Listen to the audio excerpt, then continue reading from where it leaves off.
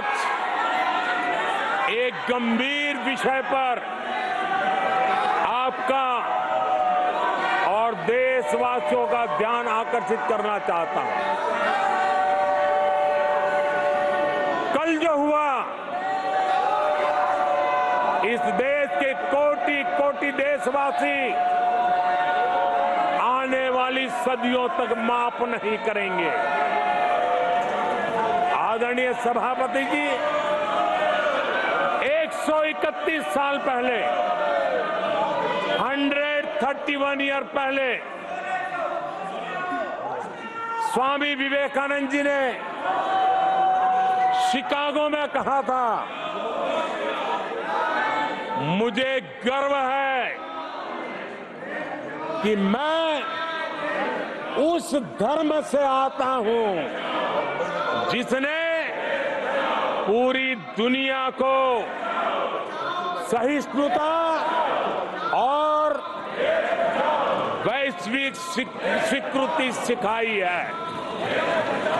131 साल पहले हिंदू धर्म के लिए विवेकानंद जी ने अमेरिका के शिकागो में दुनिया के दिग्गजों के सामने कहा था।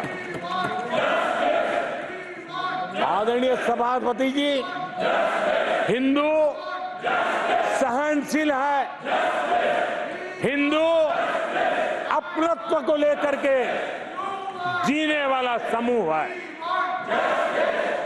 इसी कारण भारत का लोकतंत्र, भारत की इतनी विविधताएं, उसका वैविध्य की विराटता आज उसी के कारण पनपी है और पनप रही है।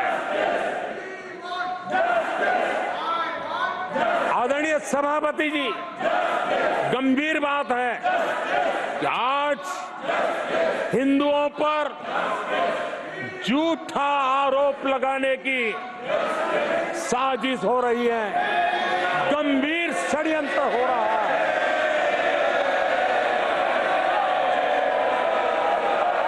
आदरणीय सभापति जी,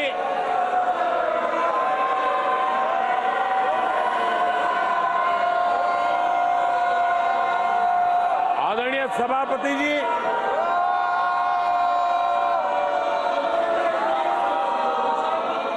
ये कहा गया हिंदू हिंसक होते हैं? ये है आपके संस्कार, ये है आपका चरित्र, ये है आपकी सोच, ये है आपकी नफरत इस देश के हिंदुओं के साथ। ये कारनामे, आदरणीय सभापति जी, ये देश शताब्दियों तक इसे भूलने वाला नहीं है।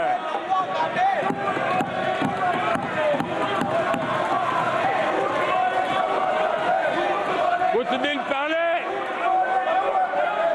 हिंदुओं में जो शक्ति की कल्पना है, उसके विनाश की घोषणा की गई थी। आप किस शक्ति की विनाश की बात करते हैं? ये देश सदियों से शक्ति का उपासक है। ये मेरा बंगाल मां दुर्गा की पूजा करता है, शक्ति की उपासना करता है। ये बंगाल मां काली की उपासना करता है, समर्पित भाव से करता है। आप उस शक्ति के विनाश की बातें करते हो। ये वो लोग हैं जिन्होंने हिंदू आतंकवाद, ये शब्द गढ़ने की कोशिश की थी।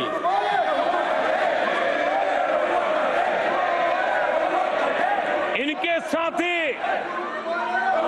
हिंदू धर्म को, उसकी तुलना डेंगू, मलेरिया ऐसे शब्दों से करें और ये लोग तालियां बजाएं, ये देश कभी माफ नहीं करेगा। आदरणीय सभापति जी, एक सोची समझी रणनीति के तहत इनका पूरा इकोसिस्टम, हिंदू परंपरा, हिंदू समाज, इस देश की संस्कृति, देश की विरासत, इसको नीचा दिखाना, उसे गाली देना, उसे अपमानित करना, हिंदुओं का मजाक उड़ाना, इसे फैशन बना दिया है और उसको संरक्षण देने का काम अपने राजनीतिक स्वार्थ के लिए ऐसे तत्व कर रहे हैं। आदरणीय सभापति जी,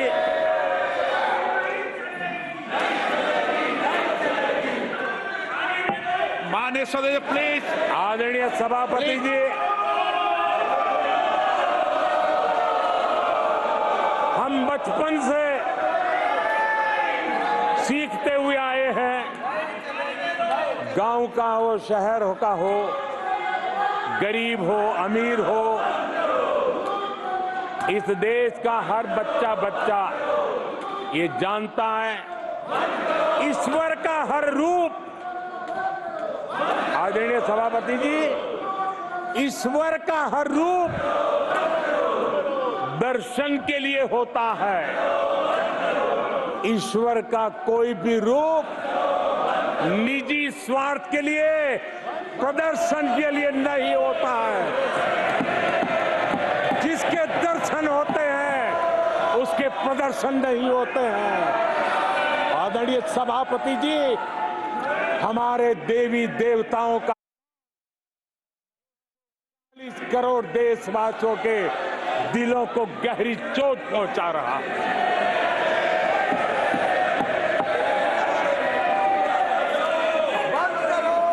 निजी राजनीतिक स्वार्थ के लिए ईश्वर के रूपों का इस प्रकार से खेल, आदरणीय सभापति जी, ये देश कैसे माफ कर सकता है? आदरणीय सभापति जी, सदन के कल के दृश्यों को देख करके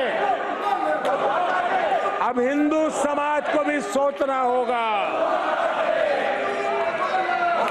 क्या ये अपमानजनक बयान संयोग है या कोई प्रयोग की तैयारी है?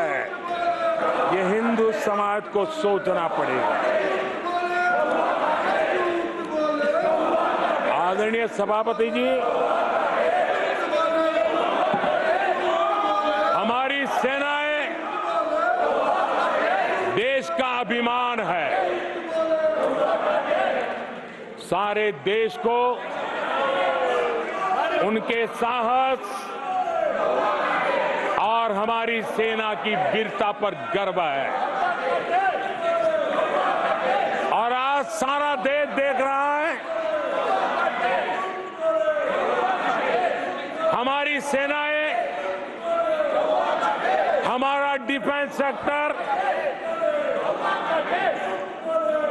आजादी के बाद इतने सालों में जितना नहीं हुआ, इतने रिफॉर्म हो रहे हैं। हमारी सेना को आधुनिक बनाया जा रहा है। हर चुनौती को हमारी सेना मुंह तोड़ जवाब दे सके, इसलिए युद्ध के सामर्थ्य वाली सेना बनाने के लिए हम भरपूर प्रयास कर रहे हैं, रिफॉर्म कर रहे हैं, कदम उठा रहे हैं, देश की सुरक्षा का मकसद लेकर के। बीते कुछ सालों में बहुत सारी चीजें बदली है। सीडीएस का पद बनने के बाद इंटीग्रेशन और सशक्त हुआ है।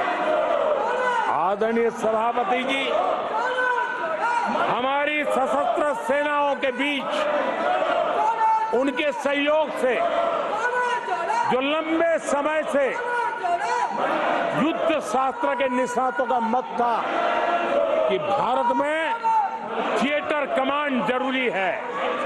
आज मैं संतोष के साथ कह सकता हूं कि सीडीएस व्यवस्था बनने के बाद देश में सुरक्षा के लिए जरूरी थिएटर कमांड की दिशा में प्रगति हो रही है। आदरणीय सभापति जी, आत्मनिर्भर भारत, उसमें हमारी सेना को आत्मनिर्भर बनाना, उसकी भी बहुत बड़ी महत्वपूर्ण भूमिका निभाई जा रही है। हमारी देश की सेना युवा होनी चाहिए। सेना दुश्मनों के दांत खट्टे करने के लिए होती है। हमें हमारे युवाओं पर भरोसा होना चाहिए। सेना में युवाओं की ताकत बढ़ानी चाहिए और इसलिए हम लगातार युद्ध योग्य सेना बनाने के लिए रिफॉर्म कर रहे हैं। समय पर रिफॉर्म न करने के कारण हमारी सेना का बहुत नुकसान हुआ है, लेकिन ये सार्वजनिक बातें कहने योग्य नहीं होने के कारण मैं मेरे मुंह को ताला लगा करके बैठा हूं। आदरणीय सभापति जी, देश की सुरक्षा एक गंभीर मसला होता है। आदरणीय सभापति जी, ऐसे रिफॉर्म्स का उद्देश्य किसी भी परिस्थिति में, अब युद्ध के रूप बदल रहे हैं, संसाधन बदल रहे हैं, शस्त्र